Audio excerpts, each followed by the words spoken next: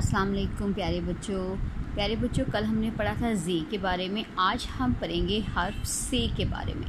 ठीक है, ये है हर्फ से। इसके ऊपर होते हैं 3 नुक्ते, लेकिन इसकी जो आवाज़ है बेटा वो होती है य। ठीक है, जो ये की आवाज़ है उस तरह से इसकी आवाज़ होती है य।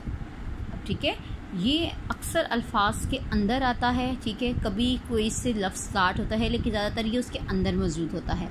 तो चलिए अब हम इसके बारे में पढ़ते हैं।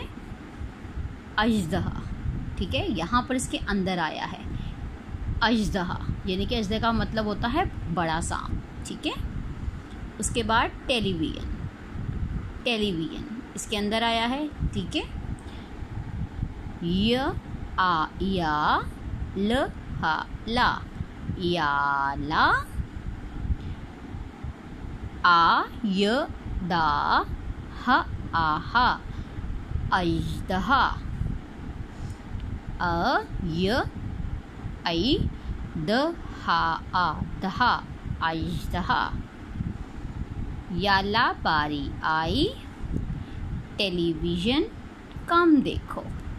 इसको आप अच्छे से याद करें, और आपके पास सैटरडे भी है, आप इसकी प्रैक्टिस भी कीजिएगा। ठीक है, ताकि आपको ये अच्छे से यहाँ तक लर्न हो जाए।